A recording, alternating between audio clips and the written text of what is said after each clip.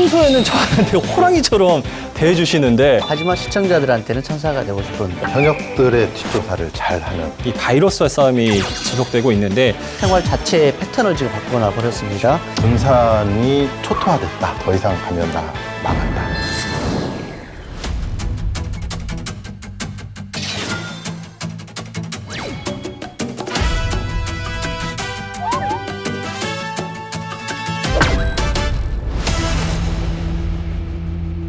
거침없는 취재 뒷이야기 기자회견. 안녕하십니까. 새롭게 인사드리겠습니다. 이진철입니다. 기자회견. 이 프로그램 참 생경하다라고 생각하시는 분들 많을 텐데요.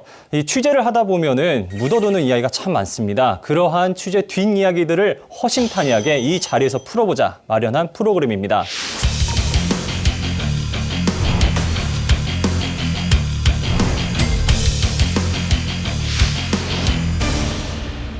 먼저 김남호 기자.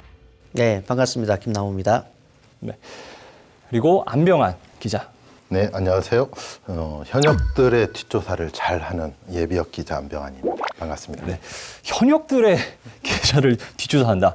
좀 섬뜩하게 들리는데 무슨 의미인가요? 실제로 취재 현장에서 보면은 말 못할 얘기들, 그리고 사실은 기사에는 이렇게 나오지만 내용적으로는 또 다른 방향도 있는데 현역 기자들이 사실 그런 얘기까지 얘기하는 건 힘든 부분이 많거든요. 그런 부분들을 함께 이런 공간에서 시청자들과 함께 만들어 볼 수 있는 그런 시간을 가져볼까 합니다. 네. 김남호 기자는 지금 닉네임이 이름표가 시사천사라고 네. 돼 있는데 왜 시사천사죠? 직업상 직업이 직업이다 보니 일단 시청자들한테 알려줘야 될 직업을 천사처럼 곧바로 그 시대까지 정확하게 알려드리자 하는 의미로 스스로 정해봤습니다. 네. 평소에는 저한테 호랑이처럼 대해주시는데 이 시사천사라니까 좀 원래 선배 기자는 후배 기자한테 이게 악마 기자가 돼야 되는데요. 네. 하지만 시청자들한테는 천사가 되고 싶은 의미로 담았습니다. 저도 오늘 이 시청자 앞에서 하니까 좀 허심탄회하게 하도록 하겠습니다. 오늘 기자회견에서 준비한 주제는 바로 코로나19입니다. 전국적으로 좀 무거운 주제이긴 하지만 지역민들에게 정보를 알려드리기 위해서 가볍지만은 않게 준비를 해봤는데요. 전북 지역에서 코로나19 환자가 또다시 발생했습니다. 전북도는 김제에 사는 28살 남성 A모 씨가 코로나19 양성 판정을 받았다고 밝혔습니다. 또 A씨 동료 한 명도 양성 판정을 받았습니다.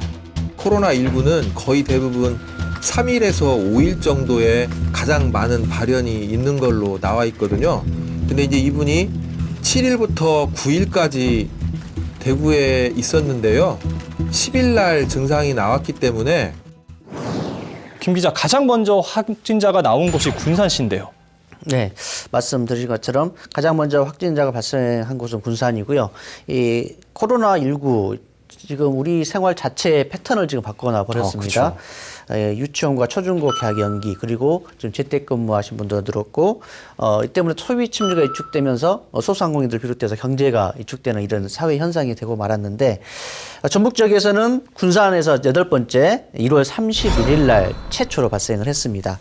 당시 전북도에서 전 시군에 긴급 방역 대책본부를 설치하고 방역 체제 돌입을 하게 된 계기가 됐는데요. 이 첫 번째 이후 두 번째 환자가 확정된 것이 바로 28살 113번째 맞습니다. 환자인데 네. 이분 같은 경우에는 대구를 다녀왔어요. 네. 미묘하게 시기가 대구를 다녀온 시기가 2월 7일부터 이제 9일이었는데 이때 대구에서 확산되는 계기가 되는 그 시발점이 되는 시기여서 당시 논란이 많았습니다. 첫 확진자가 발생했을 때 이분이 대구를 간 이유가 뭔지, 우리가 이야기하는 그 신천지 관계가 있는지, 근데 본인은 아니라고 부인을 했고요. 하지만 그 확산되는 시기에 놓았기 때문에 정말 전북도민들이 우려가 많았던 근거지가 됐던 원인이 되기도 했습니다. 그러니까 어떻게 보면 1월 31일 8번째 확진자가 나왔을 때까지만 하더라도 그래도 한 명이니까 괜찮지 않냐. 뭐 물론 심각한 얘기지만 근데 2월 20일 날 113번째 확진자가 김제시에서 나오면서 네. 대구랑도 연관이 있는데 이거 지역사회로 감염이 우려가 되는 거 아니냐 이런 우려가 나왔는데요. 전 개인적으로는 2월 3일 날 군산에서 좀 강의할 일이 있어서 갔었는데요. 그때 분위기 어땠냐면 군산이 초토화됐다라는 분위기였습니다. 왜냐하면 네네. 그 확진자가 다녀간 그런 곳은 전부 다 뭐 휴업하고 주민들 분위기 어떠냐면 거길 앞으로는 거기를 안 가겠다라는 분위기였어요. 그래서 그 몇몇 상가들은 정말 폐업해야 하는 거 아니냐라는 얘기가 나왔는데 그 이후에 확진자가 계속 증가하면서 좀 바뀐 분위기가 있다면 그들 또한 피해자더라, 다녀갔던 상가들. 그래서 힘들긴 한데 어떻게든 도와줄 수 있는 방법이 뭘까라는 부분에서 좀 분위기는 좀 바뀌고 있는 것 같은데요. 두 번째, 세 번째 추가 확진자 나온 이후에 이제 26일, 27일 군산에서 또 네 번째, 다섯 번째 추가 확진자가 나오고 나서 여섯 번째 확진자가 대구 출신 전주에서 52세 남성이 발생했는데 자, 일곱 번째 확진자가 3월 2일 날 발생했습니다. 이 확진자가 좀 이전의 확진자랑 좀 다르다면서요? 그렇죠. 그러니까 그 이전까지는 뭐 타 지역에서 아니면은 자체에서 뭐 다른 감염 경로였는데 지금 국가적으로 가장 우려가 되는 거는 신천지라는 교인들의 집단 감염 문제인데 이 일곱 번째 발생한 환자의 경우에 신천지 교인이다라는 게 좀 나와 있고요. 문제는 이 일곱 번째 확진자가 지역에서 지금 나오는 얘기로는 지속적인 뭐 종교 활동을 했었다라고 해요. 어쨌든 신천지 교인이 일곱 번째 확진자가 됐는데 2월 16일 날 그 일곱 번째 확진자가 전주 신천지교회에서 예배를 드렸는데 그때 함께한 신도가 무려 2,500명 가까이 된다고 그러던데요. 네.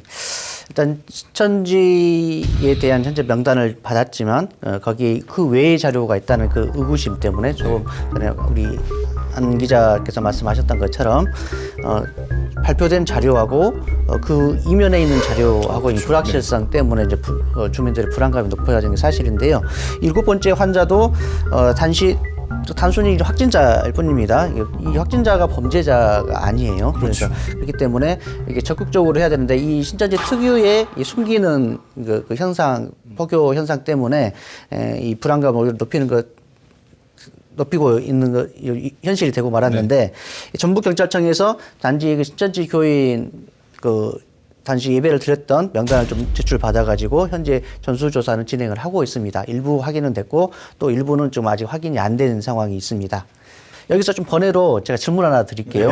저희가 이제 취재 과정에서 이제 저희들이 이제 논란이 되는 부분 중에 하나인데 저희가 이제 확진자가 발견되면 이제 동선 조사를 하고 그렇죠. 네. 이제 동선을 공개를 하게 됩니다. 그렇죠. 이 과정에서 일단 공공주거시설이나 공공시설은 저희가 공개를 일반적으로 하는 것을 지금 원칙으로 하고 있는데 그 확진자 주거지에 대해서 공개를 할 것이냐 말 것이냐에 대해서 아직도 논란의 소지가 있습니다. 일단 개인적으로는 어떻게 보신가요, 두 분은? 저 같은 경우에는 일단은 공개를 해야 된다는 입장입니다. 왜냐하면 저희 어머니께서 그러셨는데 건강이 항상 최고다. 예, 건강을 해치면은 사람이 큰일을 못한다 이렇게 항상 말씀하셨기 때문에 아무리 그 개인의 거주지가 신상 정보에 들어가긴 하나 하지만 이게 전국적인 사안이기 때문에 제 생각에는 공개를 하는 게 맞지 않나 이런 생각이 듭니다. 가장 문제되는 거는 대규모 확산의 근원이 됐던 신천지에 대한 문제고 그 교인들 감염자들이 공개됐을 경우에 뭐 어떤 거냐면 그들이 추후에도 범죄 집단화처럼 계속 돼버릴 우려가 있다라는 거예요. 그러면 실질적으로 거기에 계속 주거하거나 자기 활동하는 것, 종교 활동이 보장된 국가에서 그것이 하나의 범죄 집단화 된다면 제2, 제3의 피해가 올 수도 있다. 그래서 그 부분에 대해서는 좀 신중할 필요가 있다고 봅니다. 두 분 말씀이 다 이 논란이 지금 현재 되고 있는 경우인데요. 일단 방역본부하고 기자들에서 좀 약간 암묵적인 좀 합의를 정제까지 이루고 있는 게 공공이용시설하고 다중이용시설은 공개를 하되 거주지에 대해서는 최소화하는. 이러한 시국에 장난을 치시는 분들이 있어요. 가짜 뉴스로. 네. 특히 이제 SNS를 통해 가지고 야, 뭐 전주 사는 아무개 전주에서 쓰러졌대. 대박 이런 식으로 네. 좀 관심을 가지려고. 근데 이러한 가짜 정보들을 걸러내기 위해서는 좀 투명하게 정보를 공개해야 된다는 입장인데 이 가짜 뉴스 확산 문제가 참 심각한 것 같은데 이거에 대해서는 어떻게 생각하세요? 그러니까 그 요즘 저도 하다 보니까 전문 이상한 단어가 나왔길 뭘까 봤더니 인포데믹이라는 말이 있어요. 정보로 인한 이런 가짜 뉴스로 인해서 스트레스 받고 하는 문제들이 있는데 실질적으로 그게 너무나 홍수처럼 일어나고 있어요. 아마 다들 한 번쯤은 문자를 그런 류의 문자들을 한 번씩 받아봤을 텐데 저는 이번 코로나 사건과 별개로라도 이런 가짜 뉴스를 만들어내고 하는 것에 대해서는 아주 엄단을 해야 한다. 특히 기자 입장에서 본다면 가장 듣기 싫은 게 기레기 소리잖아요. 아, 맞습니다. 어디 가나 저 기레기들. 기레기의 첫 번째는 가짜 뉴스, 그 다음에 기자답지 않은 기자들. 거기서부터 출발을 하거든요. 그래서 기레기를도 없애고 가짜 뉴스도 없애려면 엄단의 조치가 필요하다. 이 부분은 가짜 뉴스가 아니라 분명하게 얘기하지만 범죄 행위입니다. 맞습니다.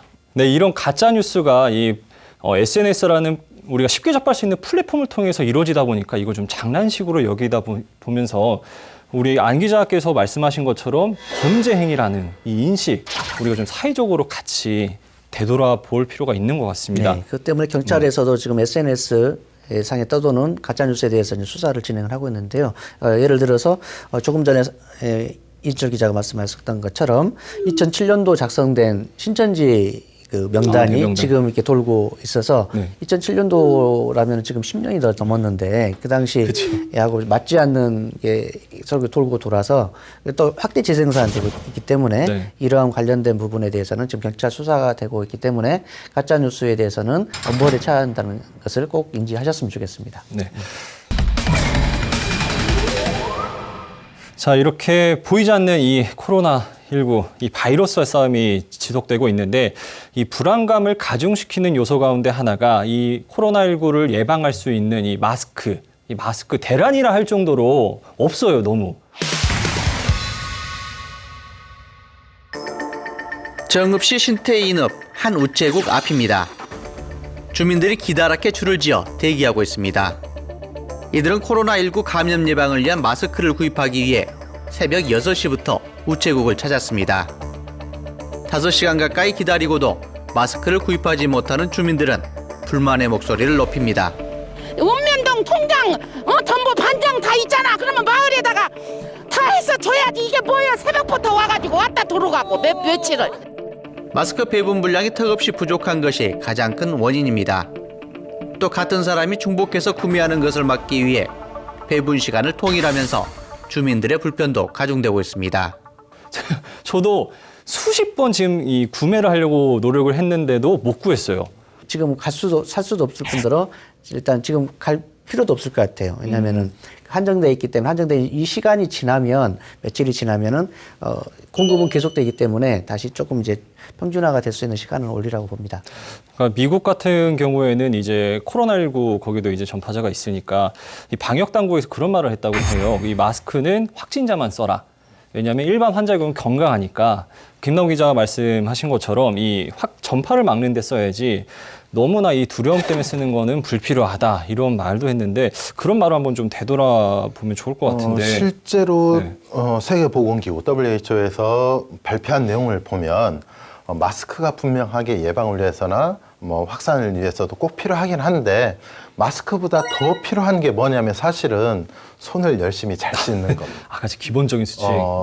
실질적으로 사람을 놓고 조사를 해보면 1시간에 한 23번 정도를 얼굴에 만진대요. 자기 손으로. 생각보다 많이 만지죠. 그런데 나도 모르게 그렇게 손을 만지고 한다면 마스크를 쓰든 안 쓰든 다 전파가 되거든요. 그래서 되도록이면 손을 늘 소독을 하고 깨끗하게 씻고 구석구석 손톱 밑에까지 잘 씻는 것이 원칙이고요. 그리고 또 하나 그 마스크를 좀 매점매석하는 분들이 아직도 조금 있습니다. 공조 판매가 되면서 그래서 지금 그 생산업체에서 50% 이상은 공조 판매 공급을 하게 돼 있습니다. 그래서 이 부분에 대해서 지금 현재 경찰이 50% 이상을 공조 판매처로 보내는 이제 공급에 대한 그 그 수사를 지금 하고 있고요. 그다음 매점 매석하는 부분, 특히 SNS상의 그 고가에 파는 부분도 지금 현재 경찰 수사가 하고 있기 때문에 혹시나 지금 이런 고가 이익을 바라시는 분들 그리고 매점 매석하고 갖고 계신 분들 지금 기부를 하셔도 좋고요.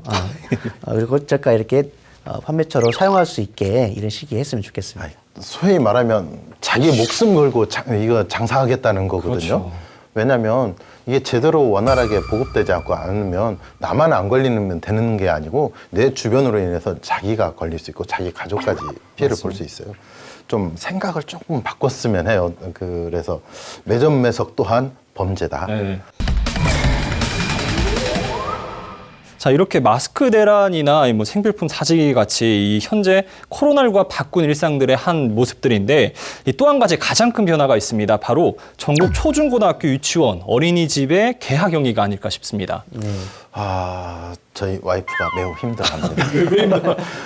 아들 둘이 학교를 안 가니까 초등학교 다니는데 학교를 안 가니까 매우 힘들어합니다. 아니, 저는 이제 유부남이 아니다 보니까 왜 힘들죠? 하루 종일 애들하고 있어야 하잖아요. 갈 곳이 없어요. 학원도 많이 쉬고, 뭐, 보육시설이나 아니면 방과후 시설, 그 다음에 애들 교육기관들도 대부분 사실 거의 운영을 한다고 하는데 제대로 안 되는 경우도 많아서, 집에서 사실은 보육을 하는데, 개인적으로 저야 그 와이프가 보육에 전담을 하니까 상관이 없는데 맞벌이 부부의 경우에 특히 그렇죠. 대도시의 경우에서는 아마 정말 힘들지 않을까 싶어요. 특히 초등학교 고학년 정도는 혼자 있을 수 있지만 저학년이나 유치원생들 같은 경우에 당장 맡길 곳이 없어요. 그래서 다행히 전북적 같은 경우에는 도교육청 차원에서 돌봄 긴급 돌봄 시스템을 운영하도록 해서 진행이 되고 있는데 일단 9시부터 5시까지는 긴급 돌봄 서비스를 받을 수 있습니다. 그리고 돌봄 서비스 지원액도 신청을 하면 받을 수 있고요. 그 부분을 좀 이용하시면 좋을 것 같습니다. 주변에 그런 분들이 많아요. 그러니까 실제 소상공인들 상업을 하시는 분들 많은데 딱 한 달 남았다. 무슨 얘기예요? 그러면 한 달은 버티는데 더 이상 가면 나 망한다라고 해요. 좀 이 부분에 좀 깊게 좀 고민할 필요가 있을 것 같아요. 그러니까 이 코로나19로 인해서 지역 경제에 좀 파장이 일었다 이 말만 들었었는데 이게 좀 실제 숫자로 좀 나온 게 있습니다. 그 한국은행 전북본부가 지난 2월 10일부터 20일까지 소비자 심리 지수를 조사했습니다. 그 결과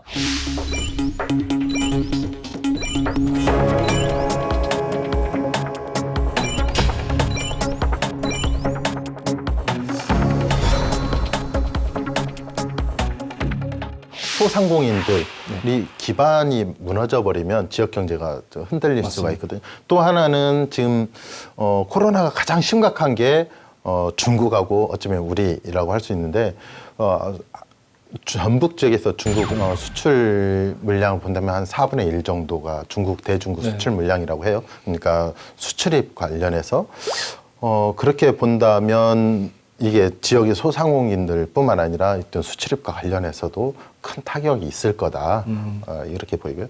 이 차원에서 지자체 차원 그리고 정부 차원에서 좀 적극적인 좀 어떤 예산 지원이라든지 아니면 세제 혜택 아니면 장기적으로 그들이 헤쳐나갈 수 있는 제도적인 보완책이 좀 필요하지 않나 보입니다.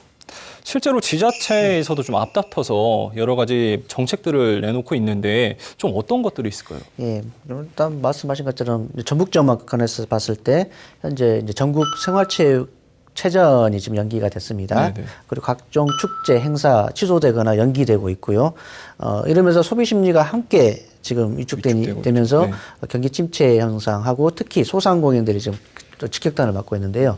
여기 좀 대비를 해서 자치단체들이 이제 활성화 대책을 현재 지금 마련을 하고 있는데 예를 들어서 그 지역사랑 상품권 10% 할인해서 좀 공급을 원활할 수 있도록 하고 외부 식당 이용을 좀 권장하기 위해서 구내 식당들을 사용하지 않도록 하고 있고요. 그리고 그 상가들 자체적으로도 좀 자체 방역을 해서 주민들 불안감을 좀 줄이기 위한 노력들 좀 자체적으로 노력을 하고 있고 다행히 이제 일부 임대업주들이 전주부터 시작이 돼서 전국으로 확산되고 있는데 임대업주들이 이제 임대료를 좀 인하해주고 임시적으로 인하해주고 또 정부는 거기에 맞춰서 임대료의 재산세를 좀 감면해주는 이런 정책이 지금 선순환으로 좀 바꾸는 구조가 지금 현재 진행이 되고 있습니다. 네, 이렇게 좀 전방위적으로 이 지역 경제 살리기 위해서 노력을 하고 있는데, 자, 어떻게 보면은 이 지역 경제가 어떻게 보면 코로나19로 인해 가지고 건강을 챙기는 것도 최우선이지만 우리가 앞으로 먹고 살아갈 이게 또 중요하지 않습니까? 이거에 대해서도 지자체가 앞으로 정부와 함께 협조해 가지고 대책들을 세웠으면은 좋겠습니다. 2월 26일 날에 전북도 의회에서 경상도를 향해서 우리 병상을 해놨으니 환자 병상수 부족하면 환자를 보내달라. 이렇게 먼저 손을 내밀었다고요. 좀 이런 부분에 있어서는 좀 의미를 저희가 좀 짚어보면 좋을 것 같은데 이런 부분에 대해서 어떻게 생각하시는지. 코로나19가 거기에 맞는 적합한 치료제는 없지만 다른 대체 치료제는 있습니다. 그래서 극복할 수 있는 질병인데도 불구하고 병상이 없어서 이런 안타까운 일이 벌어지는 것을 예방 차원에서 저는 전북도 의회나 전북민들이 참 훌륭한 선택을 하셨다는 데서 좀 경의를 좀 표현하고 싶고요. 작게 보면 나와 우리 가족인데요. 좀만 넓게 보면은 지역사회이고 국가 차원이 되잖아요. 그래서 조금만 양보하는 것, 그것이 사실 양보가 아니라 내가 살고 우리가 함께 사는 것 같아요. 조금만 욕심을 더 버렸으면 좋겠습니다. 네. 자, 이제 무엇보다 이제는 이 코로나19 감염을 막기 위해서는 개인 위생 관리와 그다음에 비슷한 증상이 있을 때는 자가 격리를 하는 것, 이 두 가지 예방 수칙이 중요한 것 같은데요. 자, 이제 슬슬 기자회견 마무리할 시간입니다. 마무리하기에 앞서서 우리 코로나19 주제에 대해서 각자 한마디로 이 정리를 하는 멘트로 마무리할까 싶은데 매도 먼저 받는 게 낫다고 제가 먼저 한번 정리를 한번 해보겠습니다. 몸은 떨어져 있어도 마음은 하나다. 이렇게 한번 정해봤는데요. 아무래도 이 코로나19는 격리가 필수이고 사람을 접촉하는 것을 멀리해야 하는데 하지만 온 국민은 이 코로나19 사태가 하루빨리 줄어들어가지고 건강하게 다시 우리 웃으면서 만날 수 있는 그 마음은 하나라고 생각을 해가지고 이렇게 한번 정해봤습니다. 앞서서 제가 인포데믹 얘기를 드렸는데 잘못된 정보가 전염병처럼 확산돼서 우리 사회를 감염시키는 문제를 얘기했는데 코로나처럼 이 전염병에서는 가장 중요한 거는 신속한 것도 중요한데 정확한 게 가장 좋은 것 같아요. 그래서 저는 넘치지도 부족하지도 않게 과유불급으로 정리를 하고 싶습니다. 네. 제가 마지막으로 한 줄 평은 저는 오늘 이렇게 정했습니다. 코로나19 확진자는 무죄. 네. 코로나19 확진자 죄인이 아닙니다. 조금 전에 말씀드린 것처럼. 그리고 치료 가능한 병이고 단지 이제 감염성이 높기 때문에 이제 불안감을 높이는 것인데 이 죄인이라는 의식 때문에 그리고 피해를 준다는 의식 때문에 본인의 이렇게 약간 증상이나 이거를 숨기고 이거를 검진을 안 받고 치료를 등한시하면서 이게 다시 확진자를 늘려가는 악순환이 반복되기 때문에 코로나19 확진자는 분명히 죄인이 아닙니다. 당시 치료받을 수 있게 빨리 치료를 하는 게 오히려 피해를 줄일 수 있다는 걸 좀 명심했으면 좋겠습니다. 거침없는 취재 뒷이야기 기자회견, 오늘 코로나19 주제로 이야기 나눠봤습니다. 사실 취재를 하다 보면 좀 이런 얘기를 많이 듣습니다. 야, 이 기자 알고 있는 썰 좀 풀어봐. 나한테만 풀어, 나한테만 안 말할게. 근데 사실 우리가 이 취재를 두 분 다 하셨기 때문에 잘 아시겠지만 이 취재한 양이 100이라면은 사실 보도되는 양은 한 5? 많아봤자 뭐 10 이 정도일 텐데 그 나머지 90에서 95를 이 자리에서 풀어보자라는 취지로 한 프로그램인데 앞으로도 우리 안주 삼아서 이렇게 오손도손 허심탄회하게 나눠주시길 부탁드리겠습니다. 네. 다음엔 조금 더 네. 재미있게 재미있는 소식들을 시청자들에게 전달해 드리도록 하겠습니다. 그럼 저희는 다음 시간에 더 알찬 얘기들로 만나 뵙도록 하겠습니다. 시청자 여러분 감사합니다.